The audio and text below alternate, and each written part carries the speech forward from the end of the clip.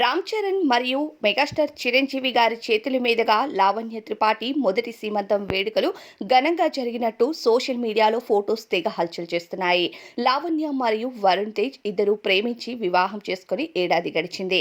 ఏడాదిలోనే ఒక సినీ సెలబ్రిటీగా ఉంటూ లావణ్య త్రిపాఠి ఫ్యామిలీని ప్లాన్ చేయడం నిజంగానే గ్రేట్ అని చెప్పాలి. మొదటిలో మెగా కోడలుగా ఈమె వర్కౌట్ అవుతుందా అనుకున్న వాళ్ళందరికీ కూడా నోటిన వేలు వేసుకునేటట్టు చేసింది లావణ్య త్రిపాఠి. ఒకవైపు సినిమాలను చేస్తూనే మరోవైపు ఫ్యామిలీ లైఫ్ని కూడా చాలా చక్కగా బ్యాలెన్స్ చేసుకుంటూ వచ్చింది ఈ ఏడాది మొత్తం.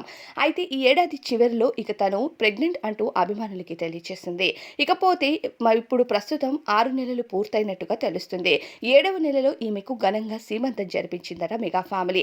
అది కూడా మెగాస్టార్ చిరంజీవి గారు మరియు రామ్ చరణ్ ఇద్దరూ కలిసి సీమంతం వేడుకలు జరిపించినట్టు సోషల్ మీడియాలో వైరల్ అవుతుంది.